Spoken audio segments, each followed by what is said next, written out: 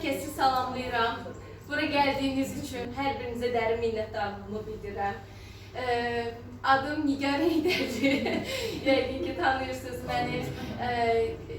Beynəlxalq müsabiqələr laureatıyam. Estoniyada, Tbilisidə, Barselonada, Azərbaycanda keçilən beynəlxalq müsabiqələrin laureatıyam. Həmçinin 2022-ci ildə Azərbaycan Respublikasının prezidenti cənab İlham Əliyevin görüşündə şəxsən iştirak etmişəm və daha sonra müəllimlərin işə qəbulunda, uşaq incəsənət məktəblərində işə qəbulunda ən yüksək nəticə göstərərək bura sizlərlə bərabər olmuşam. Əlbəttə ki, sizin kimi peşəkar musiqiçilərin qarşısında açıq dərs keçmək mənim üçün çox həyəcanlı, bir o qədər də qürur verici hissdir. Mənə bu şəraiti yaratdığı üçün, bu ümumiyyətlə mənim kimi gənc kadrlara yol göstərdiyi üçün, həmçə dəstək olduğu üçün başda hörmətli direktorumuz Könül xanım Hüseynovaya və fortepiano şöbəsinin müdiri, əməkdar artist Nigar xanım Məlikovaya dərin minnətdarlığımı bildirirəm. Bugünkü açıq dərsimdə 2 mərhələli olmaqla ilk mərhələdə nəzəri, sonra isə praktiki dərs keçəcəyim. İlk mərhələdə toxunacağım mövzu kiçik yaşlı uşaqların musiqiyə ilk addımları ilə bağlı olacaq. Əlbəttə ki, burada iştirak edən hər bir müəllimin ilk dərslərin necə keçiriləcəyinə dair böyük təcrübəyə malik olduğunu hamımız bilirik. Mənim burada toxunacağım mövzular, məqamlar tamamilə fərqlidir. Siz bilirsiniz ki, bu dövrün uşaqları ilə işləmək, şagirdlərlə işləmək olduqca çətindir. Çünki hətta qərb dünyasında bu nəsillərin adları da var. Z nəsli və alfa nəsli hal-hazırda yetişməkdədir. Uşaqların əksəriyyətinin dərsdən əlavə məşğuliyyətin yalnızca telefon, planşet, kompüter kimi elektronik cihazlardan ibarətdir. Onlar fasiləsiz olaraq o rəngarəng videoları izləyərək adeta hipnoz olurlar, düzdür. Əlbəttə ki, o uşaqların alqara klavişlər arxasında müəyyən bir dövrə qədər, hansı ki, hər hansı bir melodiyanı öyrənənə qədər, notları öyrənənə qədər onları zəbt etmək, yorulmadan, sıxılmadan dərs prosesini keçmək olduqca çətindir. Texnologiyanın əlbəttə ki, yaxşı tərəfləri də var. Bizim sahəmiz elə bir sahədir ki, onun bir zirvəsi yoxdur. Daim gərək axtarışda olasan, araşdırasan, amma indiki texnologiya dövründə bir toxunuşla Amerikada, Avropa ölkələrində, hətta Rusiyada dərs proseslərini, ustadlıq dərslərini asanlıqla öyrənib izləmək mümkündür. Dövrün inkişafı kimi pedagogikada olduqca inkişaf edib.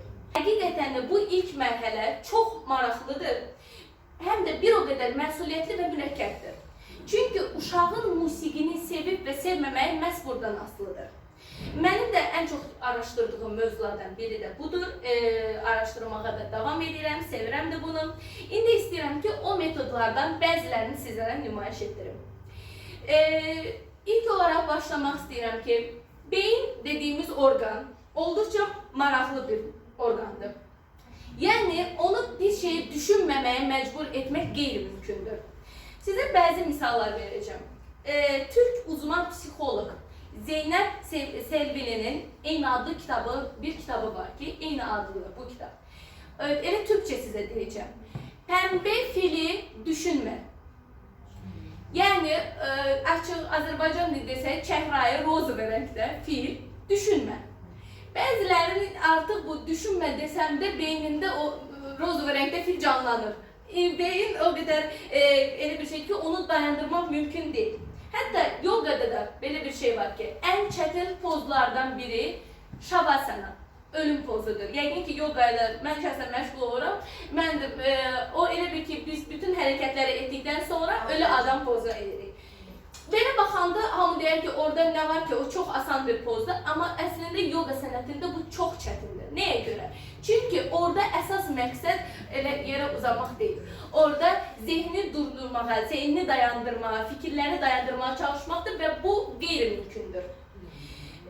Zihni dayandırmaq mümkün deyil. Uşaqların fantaziyaları, xəyal etmək təxəyyülün əməyinin nəticəsidir. Və bu psixoproses insan üçün çox macibdir. Fantaziya olmasaydı, xəyal olmasaydı, inkişaf da olmazdı. Çünki təxəyyül səhvlərdən və ziddiyyətlərdən qorxmur. Heç kimin görmədiyi yerdə imkanları görməyə qadirdir. Fantaziya uşağın həyatında əsas rol oynayır. Bir uşağın oyununun tamamilə təxəyyül üzərində qurduğunu, yəni xəyal dünyasında qurulduğunu söyləmək olar. Oyunda uşaq öyrənir. Oyun vasitəsilə qarşılıqlı əlaqənin əsaslarını alır, ətraf dünyanı öyrənir. Uşaqlarımıza xəyal qurmaqda, fantaziyalar yaratmaqda kömək etmək lazımdır. Ona görə də elə mən də əsas olaraq nəyi öyrədirəmsə, bu kiçik yaşlı uşaqlardan oyunlara əsaslanıram. Sizi bu rəngarəng dünyamla tanış etmək istəyirəm. Əlbəttə ki, hər biriniz bilirsiniz ki, uşaq ilk dərsə gəldikdə, onu fortepiano ilə tanış etdikdə ilk oktavalarla başlayırıq. Mən 6-7 yaşında uşağa gəlsəm, oturan kimi desəm, bu subkontraktava, kontraktava, belə registr, artıq o elə bir Çin dili öyrənməyə başlayır da, başqa bir dildir onun üçün. O eləyəndə oruca sıxılmağa başlayır, o artıq sıxılmağa başlayır, dərsdən yorulmağa, soyumağa başlayır. Bunun üçün də mən oyunlarımın ən böyük təməli kartlardan ibarətdir, kartlardan.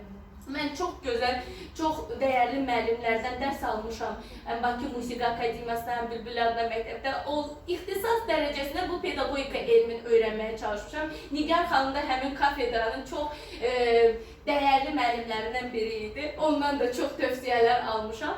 Orada mənim Elnarə müəlliməm bu məlumatları mənə öyrədirdi. Mən uşaqlara adeta bir nağıl dünyası yaratmağa başlayıram. Ki oktavalar hərəsi bir meşədir. Orada meşədə heyvanlar yaşayır. Hər birinin oktavarı, indi bir mən sizə deməyəcəm, yəni ki, onların hamısını siz bilirsiniz. Bu, o qədər uşaqlar buna ciddi yanaşırlar ki, bir dəfə mənim kartlarımdan bu sonuncu oktava quş idi. O itmişdi. Uşaq ikinci dərsi özü qoymağa başlayır da, kartları yerləşdirməyə başlayır. Mən bu kartı tapa bilmirik. Mən müəllimə hara gedib quş başladı mənə söyləməyə. Mən birinci şok yaşadım ki, yəni nə qədər ola bilər ki, uşaq bunu inana bilər. Gördüm ki, yox, həqiqətən ona inandırıcı və mən ona nağıl danışmağa başladım ki, havalar soyuyub, o getməlidir başqa ölkələrə, isti ölkələrə bir, sonra gələn dərs quş, ay müəllimə quş qayıdım. Onun üçün o qədər bir maraqlı proses idi ki, gördüm ki, həqiqətən belə bu cür şeylər lazımlıdır. Sonra keçirik biz, əlbəttə ki, notların yerini müəyyən etməyi hamımız bilirik. 2 qara klaviş, 3 qara klaviş, bir bütün notları eləmək və bunları da oyunlarla edirəm. Oyunlarla elədikdən sonra isə ən vacib məqam burada mükafatdır. Uşaqlar dəhşətli dərəcədə kiçik də olsa mükafatları sevirlər. Mən ən çox stikerlərə müraciət edirəm. Düzdür, vaxtım çatmadığına görə yenisini ala bilmədim. Amma bu cür stikerlərdə onları çox sevindirlər. Hətta sizə deyərdim, bu cür musiqi işarələri, rəngli, zərli olanlarla mən onların hətta psixoloji vəziyyətlərini də öyrənə bilirəm. Çünki mən onlara deyirəm ki, bir stiker seç. O başlayır, bəzi uşaq görürəm ki, ən zəif, ən cılız, ən balaca görünməyən birini seçir. Onda uşağın xarakterindən də bəlli olur ki, onun içində bir qapanma hissi var. İfasından da onsuz da görürük, amma bu da bunun daha bir sübutu olur. Daha sonra amma daha aktiv uşaq, daha yerində dayana bilməyən uşaq zərlini, ən böyüyünü, ən şahşahalısını seçməyə başlayır. Onları ona görə də həmin o qapalı uşaqlara daim motivasiya vermək lazımdır. Yox, bu çətindir, bunu eləmək onlar üçün ən böyük məyusluq, xəyal qırıqlığı olar. Daha sonra isə notları, not yazısını öyrənmək üçün mənim, düzdür, bunlar mənim icadlarım deyil, bunları mənim sağ olsun atam düzəldib. Mən bir şeydə not yazısında ardıcıl notların öyrənməsinə qarşıyam. Şəxsən mən elə eləmirəm. Çünki uşaq not görən kimi artıq başlayır rəqəm kimi saymağa 1, 2, 3-dür. Bu do, re, mi, fa, sol o artıq düzgün deyil məncə. Onu momentalni görməlidir. Ona görə də mən birinci xətlərin üzərindəki notları öyrədirəm. Və bunun üçün də bu balıqlı kartlardan istifadə edirəm. Ki, bu, əgər o tam mənimsədikdən sonra stikerlər üzərinə yapışdırmaq olar, onsuz da hamımız bilirik ki, bir notdan bir, məsələn bunlardır. Onlar bir ailədirlər, digər 2 xəttin arasında olanlar isə başqa bir ailədirlər. Bunları bu cür kartla öyrəndikdən sonra digər oyunlara keçir. Məsələn, bu kubik rubiklərdə hərəsində bir başqa bir not yazısı var. Əgər bütün hamısını öyrəndən sonra biz onu atırıq yerə, hansı tərəfə düşürsə o notları deyir. Təbii ki, bu proses də bəlli bir yerə qədərdir. Yenə dediyim kimi, bu mərhələni öyrənənə qədər, notları öyrənənə qədər, melodiyanı ifa edənə qədər. Sonra isə, əlbəttə ki, biz bunu sinifdə eləmirik. Bu birinci sinif uşaqların eli də, yəni nə qədər maksimal sırayla verirəm. Belə bir parça düzəltmişəm mən. Onlar üçün evə verirəm bunu. Həmin o evdə, indi bura çirklidə edə bilmərəm, yerə sərirlər və onların ayaqları balaca olur da, balaca uşaqlardılar. Və valideynlərinə də, o ilk periyodda valideynlərin də dərsdə iştirak etməsinə çox istəyirəm, çox xahiş edirəm. Onlara öyrədirəm. Valideyn soruşur, uşaq addımın birinci xəttini qoyur, mi notu və yaxud da üçüncü sir qoyur bir ayağının üstünə. Bunun üçün maraqlı olur. Əsas bizim üçün məqsəd nədir? Uşağı musiqiyə təşviq etmək, onu soyutmamaq. Çünki o tamamilə fərqli bir dil öyrənir, tamamilə fərqli bir dünyaya addım atır. O fərqli sözlər gördükdə, terminlər gördükdə artıq onun üçün çətin olacaq və sıxılmağa başlayacaq. Onun üçün əlbəttə ki, planşet daha maraqlı gələ bilər sonradan. Bunu dayandırmaq lazımdır. Və bu notları öyrəndikdən sonra belə bir şey də düzəltmişəm mən. Daha doğrusu mən düzəltməyəcəm, adam düzəldir. Bu belə bir şeydir ki, xətlərdir, belə bir kağızlardan sürüşdürmək olar. Həmin bu yan-yana notları bu şəkildə öyrətmək olar. Bəli, əgər tam xəttin üzərində, xəttin arasındakı notları öyrəndikdən sonra o sıralamanı, məsələn, bu buradırsa, sol notudursa, solun yanındakı nə notu ola bilər, onu artıq bunun vasitəsilə öyrənmək mümkündür. Bu düyməli mənim belə bir lövhəmdir. Sonra, indi isə ölçülərimiz haqqında, ölçüləri də mən həmçinin kartlardan istifadə edirəm. Hər bir ölçünün eyni rəngdə də mən də pauzalar yaratmışam ki, yəni bu kartları da qarışdırdıqda uşaqlar rənglərlə vasitəsilə birləşdirəndə də vizual yaddaşları da yaranır. Həmçinin onu çox asanlıqla öyrənirlər. Çünki bu yarım notun pauzası ilə bütöv notun pauzası bir-birinə oxşuyurlar. Yəni mən deyirəm, bütöv not kraldır, ən böyükdür, ən yuxarıda yerləşir. Yarım not biraz ondan daha aşağıdır, ona görə ortada yerləşir və onları, çünki bunlar çox təməl qaydalardır və öyrənmək prosesləri boyunca bunlar çox vacib məqamlardır. Notları öyrənməsində bir dənə də bir şey istəyirəm. Bizdə təəssüf ki, dərs vəsaiti azdır, nə mənada? Çalışmalar. Mən ən çox nəyə fikir verdim? Xaricilərdə çalışma kitabları çox var. Bizdə onlar yoxdur. O uşaqların elə bil ki, necə ki yazı yazmağa, alfabeti öyrənəndə onlar o hüsnxət kimi varsa, həmçinin də xaricilərdə musiqini öyrənmək üçün elə çalışma dəftərləri var.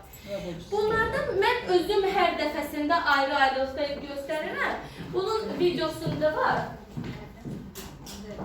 Gördüyünüz kimi orada hər bir nota mən bir hərf verirəm. Məsələn, do notu qırmızıdır, re notu sarıdır və boş şəkildə yarım notlara və yaxud da bütöv notlarla notları qeyd edirəm. Həmin uşaq rəngli flomaster və yaxud da rəngli karandaş vasitəsilə o notları boyuyur və ev tapşırıqlı olaraq mən onlara elə bir dərslik verirəm.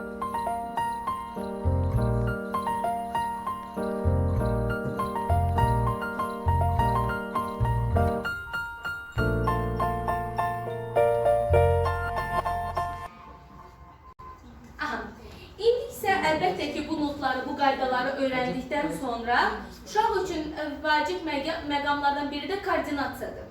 Koordinasiya, yəni hər iki əlin bir yerdə ifası, mən çünki çox təəssüf olsun ki, bəzi uşaq belə görmüşəm ki, hər iki əlini bir yerdə basa bilmir fortepiano. Onu beyin, çünki fortepiano elə gözəl bir alətdir ki, biz onu ifa etdikcə beynimizin hər iki tərəfi elə bir işləməyə başlayır, aktivləşir. Onun üçün də belə bir üsulum var ki, bu şəkildə uşaqların barmaqları balaca olur, çox şey olur. Yəni, istəsəz bu şarikləri daha böyük də edə bilərsiniz, daha balaca da edə bilərsiniz. Mən burada bu stikerlərin, smayliklərin üstünə rəqəmləri yazıram və o həmin rəqəmlər onların barmaqları olur. Və onlar birinci məsələ, biz bunu sağ əllə eləyirik, bu barmaqları, fərqli barmaqları, ya yuxarıya doğru, ya aşağıya doğru. Sonra sol əl eləyirik və sonra bir yerdə ki, yəni onlar hər iki barmaqlar, burada məsələn dördüncü barmaq, burada ikinci barmağı qoya bilirlər, yoxsa yox. Bunun üçün də bu xaricilərdə də belə metod var imiş. Və onlar hətta qarşılarına, bu vərəqin qarşısına güzgü də qoyurlar. Ki, uşaq bir addımların ataraq o güzgü qarşısında barmağın qırılıb qırılmamağına baxır. Baxın.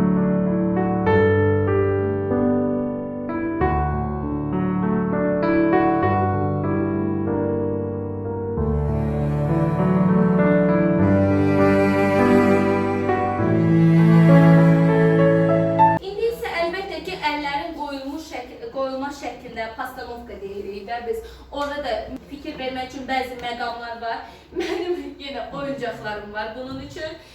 Top tutmaq üçün, top tut əlində, alma tut, onu reallıqda göstərmək onun üçün daha belə real ola bilər. Nəinki onu beynində canlandırmaq ki, əlində yumurta var və yaxud da top var. Sonra əllərin düz qoyulması üçün körpü, maşın buradan da keçir, amma burada da körpünün altı da var, orada nəzarət etmək lazımdır. Və uşaqların ən təməl problemlərdən biri də barmaqları qırmaqdır, bildiyiniz kimi. Mən bunun üçün belə kiçik ayaqqabılar toxumuşam.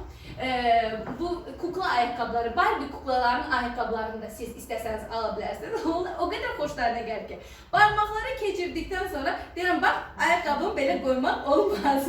Sən gərək onu barmağın ucu ilə və iki barmağına, ən çox bizim ilk məşğələmiz nə olur? İki barmaqla da, ikinci, üçüncü barmaqla. İkinci, üçüncü barmaqla həmin bu məşğələləri başlayır, o uşaq belə eləməyə edə də bilmir, istəsə də edə bilmir, başlayır gülməyə. Ona görə də o onda bir vərdiş halına gətirməyə başlayır. Və toxunuşla bağlı slaytların da çox böyük köməyi var ki, yəni uşaqlar çoxu istəyirlər ki, möhkəm basmağa, qışqırmaq filan, onlara indidən o nəvazişi, o prikosnoveniya, o toxunuşu göstərmək lazımdır. Bunun üçün də o slayımı dərindən basmağı, hətta mən bunu çıxardıram, klavişlərin üstünə də qoyuram ki, bax, belə toxunuş, yumuşaq eləmək lazımdır. Əlbəttə ki, uşaqlar üçün saymaq, ölçü, ritm çox vacibdir. Bunun üçün karandaşın əlbəttə ki, rolu vardır.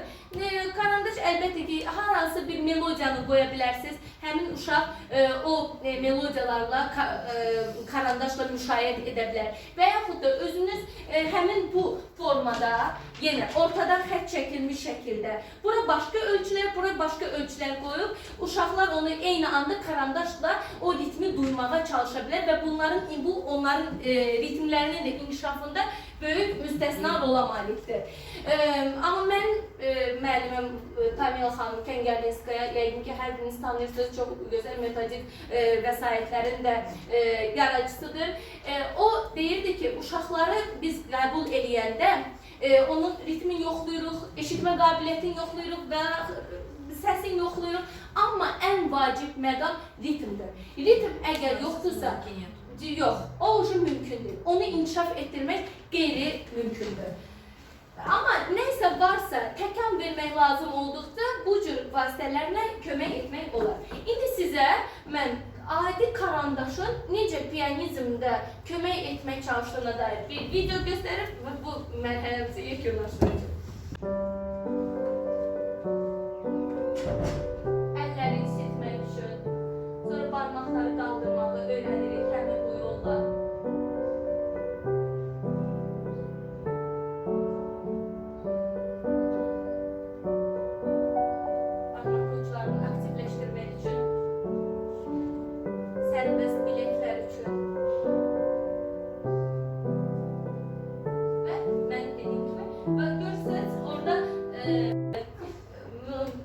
Pipetronun üzərində həmin o not yazar, sadəcə alt üst şəkildə o cür də eləmək olar. Yəni fərqli ritmlərlə, notsuz, onlara sadəcə o notlar, yəni not xətti olmadan o ölçüləri karandaş vasitəsilə vurub göstərə bilərlər.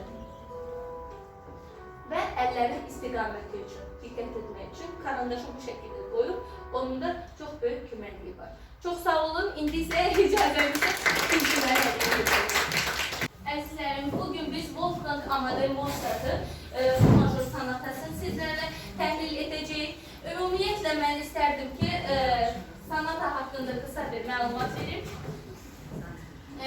sanatanın bölümü, sanatanın yaranma tarixindən başlayayım ki, barokko dövründə sanat forması yox idi. Amma içinizdə bəziləri deyə bilər ki, Scarlatti barokko dövründə, amma onun sanataları var. Məhz sanata allegro forması barokko dövründə yox idi. Çünki o dövrdə hələ harmonik əlaqələr və mövzu göstərilirdi. Scarlatti'nin sanatları məhz bu kateqoriyaya aiddir. İlkin sanatalar isə skripkalar üçün yazılmışdır. Sanata allegro forması 18-ci əsrin ortalarında Bach'ın yaradıcılığında yüksək zirvəyə çatmışdır. Amma onu da qeyd edeyim ki, sanatanı ilk dəfə klavir üçün Clau yazmışdır. Sanataların hər biriniz bilirsiniz, sanata allegro forması 3 böyük mövzudan ibarətdir, bölmədən ibarətdir. Ekspozisiya, işlənmə və reprisa.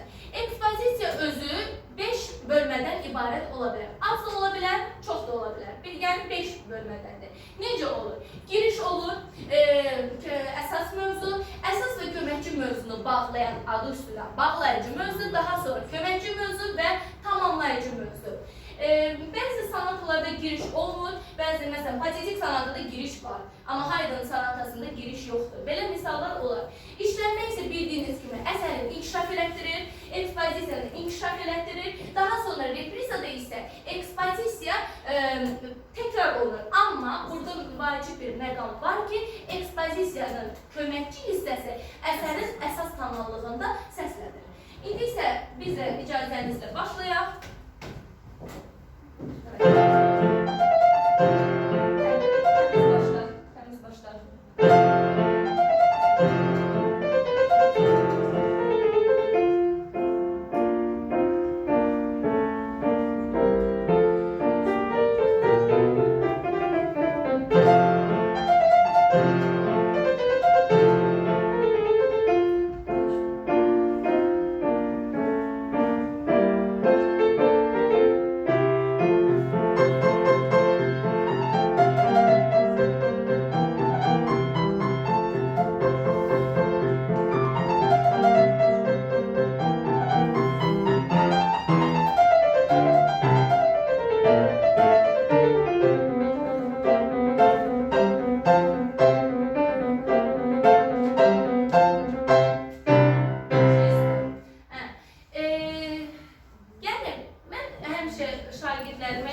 Əsərin dramaturgiyasını ilk öncə, çünki bu sözü mənim bu açıq dərsdə çox üzrəcəm, çox dəyərli müəllimlərdə təhsil almışam. Professor Nərinə xanım Quliyeva, Dilara xanım Mirzə Quliyeva. Onlar, mən böyük qız idim, amma onlar mənə durub hekayə danışırdılar, nağıl danışırdılar. Yəni, hər bir insanın bir hekayəsi var. Hər bir əsərində mən düşünürəm ki, bir hekayəsi vardır. Çünki onu da yazan bir insandır və insanın əminəm ki, o fərqli bir duyğularla onu yazmışdır.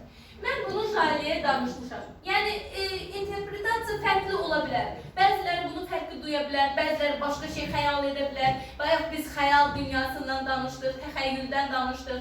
Mənim fikrimcə isə burada başqa cür olur. Yəni, gördüyünüz kimi ilk öncə əsərdə 2 xarakteristika bəlirlənir. Nədir? Birinci, kişi xarakteri, əlbəttə ki, bunu da diqqətə almaq lazımdır ki, bu Beethoven sanatası deyil. O Beethoven daha belə ciddiyyətli sanatadır, onun sanatları daha ciddidir. Mozart da daha çox yüngüllüyə vacibdir, amma Mozart'ın da ciddi tərəfləri vardır. Yəni, icazə verir. Və əsərdə vacib olan birincisi keyfiyyətdir, ikincisi isə nəfəsdir.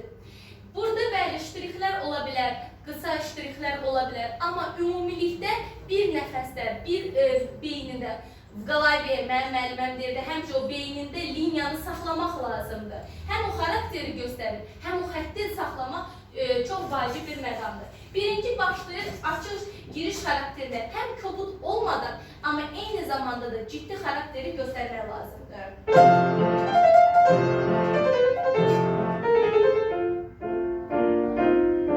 Burada şairlər ifa etdikdə biraz tempi azalır. azaltmağa çalışırdı. O təkcə Jale'ye məxsus bir xüsusiyyət deyil, bütün uşaqlarda. Çünki orada iki kontrast var. Forte piano və plus dolce. Nежно səslənməli, incə səslənməli. Və o onun səsi azaltmağa çalışırdı, tempi də azaltmağa çalışır. Ona görə də burada nə işə girir? Nəfəs. Nəfəsi, liniyanı, xətti düzgün aparmaq lazımdır. Və piyanizmdə bədən hərəkətləri nə qədər bəzi müəllimlər düzdür, süni şəkildə deyir ki, belə etməlisən, onu da tərəfdarı deyirlər. Amma biraz yaxınlaşmaq, hətta qolun biraz belə hərəkəti, biləyin fərqli hərəkəti çox vacibdir, çox köməkli olur. Kömək də edə bilər, zərər də verə bilər. Onu da su kimi qədərini bilmək lazımdır.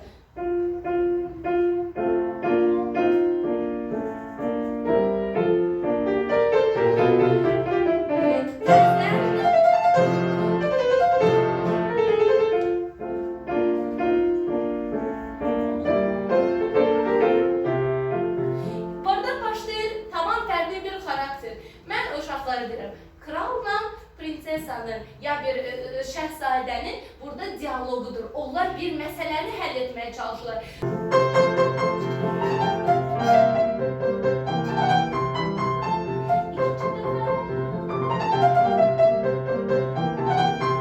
Yəni burada bağlayıcı mövzu, köməkçi mövzuya gedirik.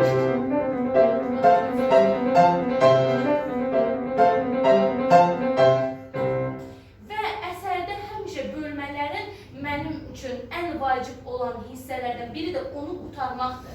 O uşaqlar çalardan atdı. O artıq professionallıq deyil. O professionallığı göstərmək üçün həmişə pauzanı belə dinləmək lazımdır. Pauzanı belə hiss etmək lazımdır. Və gördüyünüz kimi bu əsər texnikidir, sanata texnikidir. Ən vacib, mən uşaqlara deyirəm, qoydun əsəri, harada 16-lıq görürsən, harada texniki məqam görürsən, ayrı işləmək lazımdır. Və bunun üçün də əlbəttə ki, metodlar var.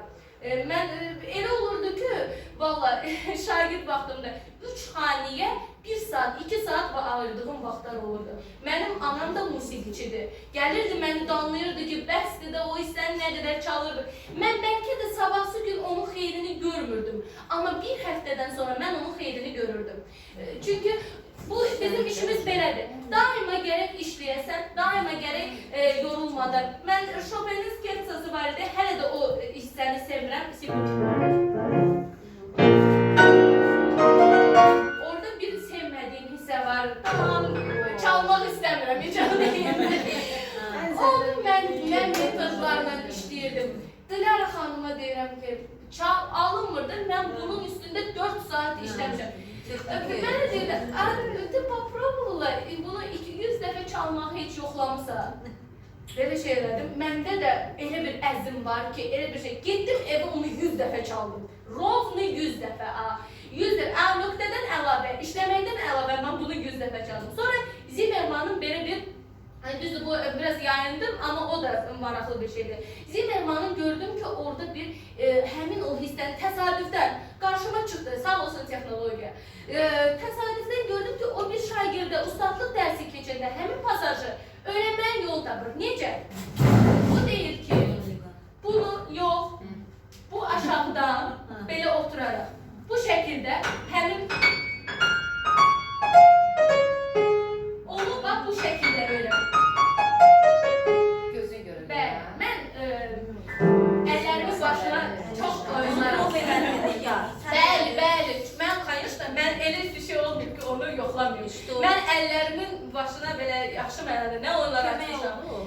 Hətta mən bir dəfə qoluma kitablar yığıb sumkaya və mənim belə bir o cırt deyirlər, saatim var idi, uşaq üçün saat. O ağırlığı, uşaq ağırlıqdan ki, mənim texnikam inkişaf eləməliydi. Bəli, bacardım. O şəkildə işlədim. Sonra əlbəttə ki, Şuman kimi danışıram. Şuman kimi, bəli, Şuman kimi əllərimin başına hər cür oyunu açıram, amma xeyrində görmüşəm. O metod kömək elədi. Bəli, çox kömək elədi. Siz o pasajları, həmin o uzun pasajları, həmin o Zimmerman üsulu ilə öyrənə bilərsiniz. Amma ən təməl, əlbəttə ki, nöqtələmə üsuludur, Jale'nin irələndiyi bir üsuldur.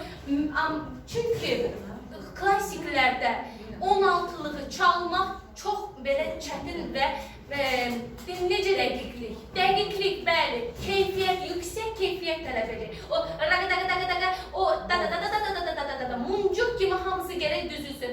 Əgər sən ritmdən kənara çıxırsansa, notları yeyirsənsə, sən onda xahiş edirəm ki, çalma, ifa et. Məsələn, Jalə indi işləsə də, bəli, həyəcanlar filan bundan da gözəl çala bilir. Yaxşı, deməli, indi keçirik köməkçi mövzuya, bir an vaxtımız azdır. Gedək. Burada başlayır, tamam başqa bir mövzu başlayır. Tamam başqa bir xarakter başlayır. Yenə də burada da yazılsa da elə çalmaq düzgün deyil, mənim fikrimdə. Həm ligada da göstərilir o liniya. Da. Çünki orada pirəkən çıxmaq kimi 1, 2, 3, 1 dayanmaq olmaz. Amma beynində də o hissələri gərək hiss edəsən. Gedək. Biraz da elə bir ki 1, 2, 3, 4, 1, 2, 3, 4, 1, 2, 3, 4 hamısı gərək eyni olsun. Bas yoxdur. Bas. Yox. Bu mənim belə reflekslərimə görə ola bilər. Bu atmaq olmaz. Heç ümumiyyətlə klassiklərdə atmaq olmaz səsləri. Razрешение belə dinləmək lazımdır. Lap orada nə bilim 16-lıq staccato yazılsa belə. O ehosuna belə onu dinləmək lazımdır. Jalə atma onu. Yox. Orada bilək söhbəti var. Otur.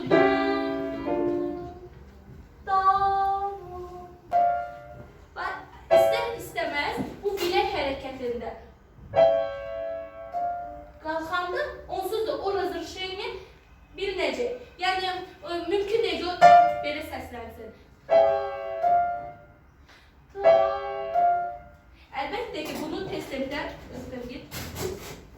tempdə çalmaq çətindir olar ki, ona da qulaq as, ona görə deyirlər ki, pianinada beynin hər iki tərəfi işləyir. Filirovka. Çatıram mən burada. Amma tam çatmıram, zirvə başladı.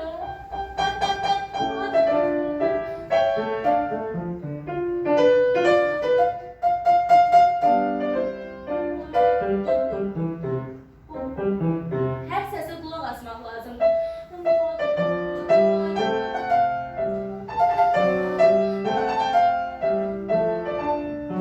Burada gəlib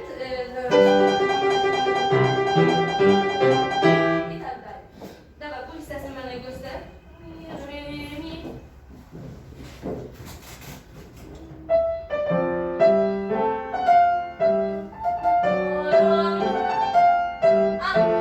Niyet yazmışam. Atmaq olmaz, vurmaq olmaz. O bir melodiyanın bitişi var. Elə bir ki, onu yuvarlaqlaşdırmaq lazımdır da. Yuvarlaqlaşdırırıq. O klasik musiqiyə xas bir şey deyil ki, tık itiləmək, döymək, vurmaq, neysə riska atmaq. Bəli, bəlkə Prokofievin sonatasını, məsələn, mən 7-ci sonatamızın 3-cü hissəsini çalmışam, onu belə çalmaq mümkün deyil. Onu da papam, stakkatolar orada daha biraz, necə deyim, daha uteyrilidir, daha əminliklədir. Amma burada daha çox diqqət, daha çox qulaq asmaq lazımdır.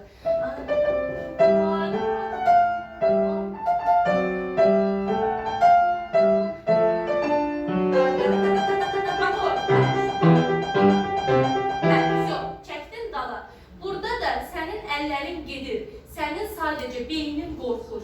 Beyindən də çox şey asılıdır. Hər şey ələ yükləmək olmaz. Bizi idarə edən beynimizdir. Əgər beyində, çünki yazıq sağ əl gedir, sağ əlin texnikası gedir. Sol əl onu çəkir dala. Amma beynində bilsən ki, hər ikisi getməlidir yuxarı, hər ikisi ardıcı davam edir. Onda heç bir gecikmə alamayacaq. Gedək.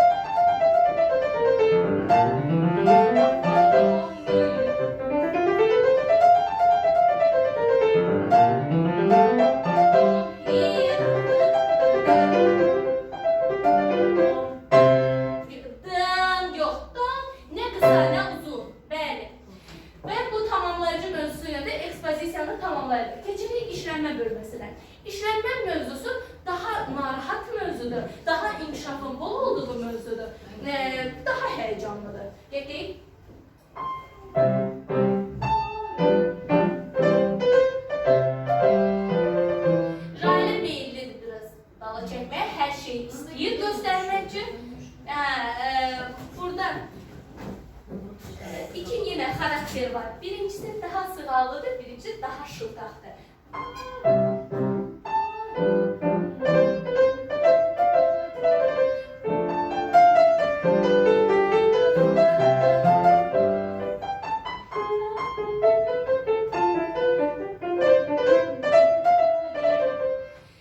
Bu xarakteristikanı göstərmək lazımdır. Həm də do kimi çalmaq lazımdır.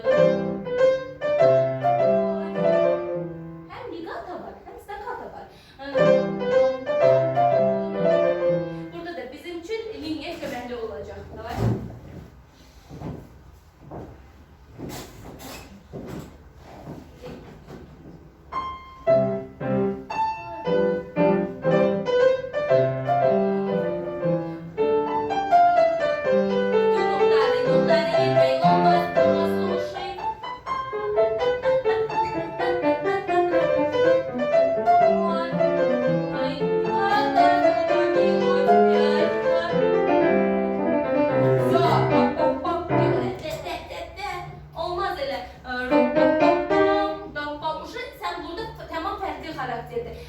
Sığal oldu, başka karakter oldu, daha ciddiyet olur. Daram, bam bam bam bam, neyse o bir haber gelir. Bir haber gelir, bir narahatçılık için bir haber gelir. Gedeyim. Burada bəli, iki əlin diyalogu gedir. Sözdəki, bax gör harda sənə forte yazıb. Buna altına yazıb forte. Sən bunu qışqırırsan, belə insan olmaz. Olmaz. Bunu da uçit eləmək olmaz. Eləmirik. O da melodiyadır, bu da melodiyadır. Sadəcə hər ikisinin birbiriyle qarşılıqlı mübarizəsidir.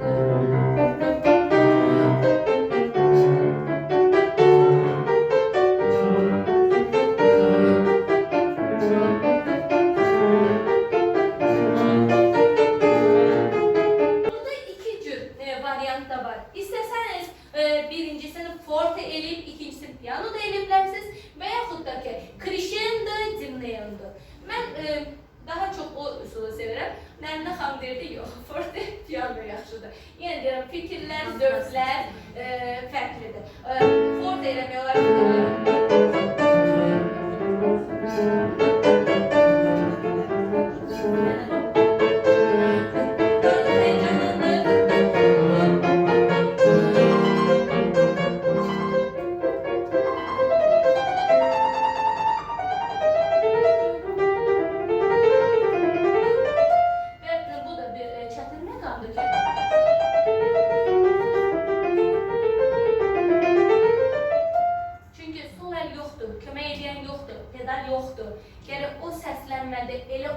İdeal olmalı ki, Jurçayla ve çünkü o bize hazırlayır hara reprizeye. Biraz gösterip işlenmeden çalınır ve gece reprizeye tamamlıyor.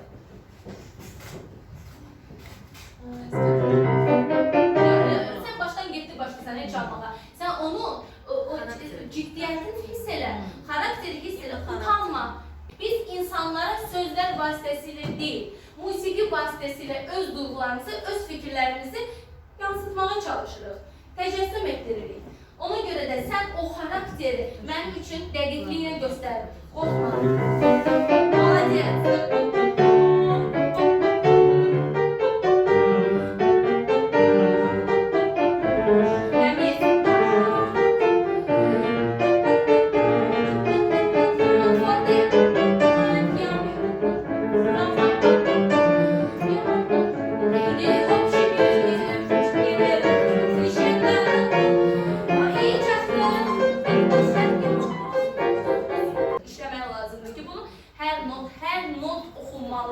Ve gelir elbette ki repriza. Repriza ile sizleri yormak istemiyorum. Eyni qaydada, eyni şəkildədir. Sadece ekspozisiya, dediğim gibi köməkçi mövzusu əsərin öz kanallığıdır. Yani tamaşır kanallığıdır keçir ve bununla da biz əsərimizi tamamlayırıq. Çok sağ olun.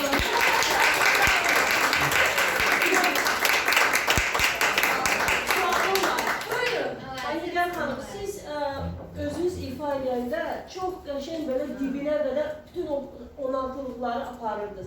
Amma uşağa onu necə göstərirsiniz ki, o sizin kimi çalsın? Bəli. Çünki bax, o sizi pavyakınızla çal, amma Bəli. siz yox, bax, Tamam fərqsiz olunur. Bəli. bir səslər bir-birinə soxulmalıdır. O olmalıdır, bəli, digər xanım Böyüklər. o olmalıdır. Böyüklər. Nədir? Nədir? Mənim xanım, sizin sualınıza gələndə mən bunun üstündə çox çalışmışam. Rayda sadəcə çox çalışmalıdır ki, o barmağın gücündən asılıdır hər şey ki. Barmaq hamısı, notların hamısı eyni bərabər güclü olmalıdır. Onda 5-ci barmaq zəif olur, 3-cü barmaq güclü olur və distansiya pozulur da, balans pozulur. Ona görə məsələn bunu deyim, başqa harası var, məsələn bu. Və melodiya kimi çalmaq lazımdır. Uşaqlar çalırlar, çox çalırlar. Yox, həmişə vacib, mənim müəllimimin dilindən düşmürdü. Melodiya. Biz qammanı çalanda, mən qammanı çalanda hamı deyirdi ki, elə bir əsər çalır. Melodiya çalmağı, o frazirovkalar, o krişendalar, o diminuendalar hamısı mən eləyirdim ki, hamısı biz musiqi ifa edirik, muzikayla çalmaq lazımdır deyə. Barmaqların ucuna.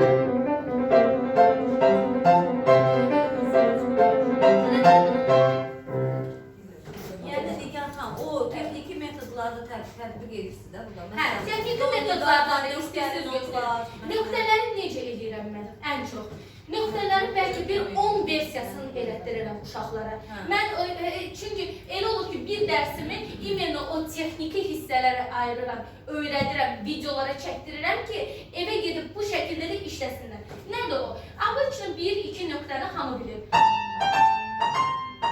Amma bu nöqtənin də bir şeyi var ki, ortası. Bu nöqtə sizə xeyir də eləməyə də bilər. Əsas ritmi güclü olan uşağı eləyir. Yox, ritmlə əlaqəsi yoxdur. Ona narahat olmayın, ritmik deyil.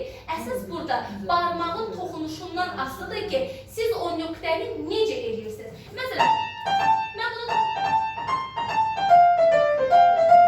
heç bir xeyri olmayacaq.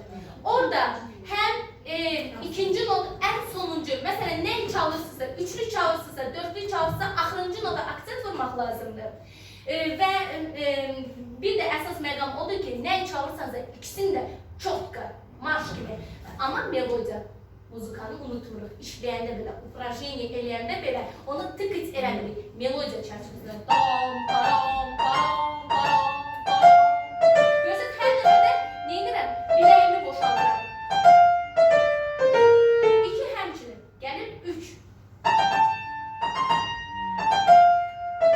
Üçüncüyə aksent vururam. 4. Əksər bu əsərlər dörtlük olduğuna görə mən 4-də həm düz çalıram, həm də 1-i saxlayıb, 2-ni saxlayıb 4 edirəm. Nə olur? Məsələn 4 biz belə bunun nöqtəsi asan da olar. 1 2 3 4 1 2 3 4 1 2 3 4. 1-i 4-ə çalmaq daha yaxşıdır. 1-i saxlayıram, sonra 4-lük çalıram. 1 2 3 4 1 2 3 4 1 2 3 4. Hətta 2-ni saxlayıb da eləmək olar. Baxın burada la sol, gəlir sonra la si do si, da da da da. O yenə barmağın hər hansı bir hərəkət üçün çox faydalı olur, çox xeyirli olur. 3-ə qədər edirəm, demirəm 100 cürün eləyirdim. Sonra 5-li eləmək lazımdır.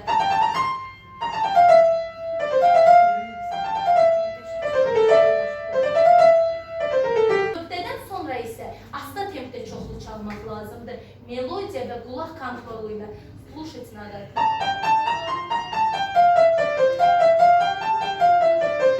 Sonra nə eləmək olar? Həmin bu nöqtəni staccato ilə eləmək olar. Eyni şəkildə, amma staccatonu çox qısa etməmək şərti ilə.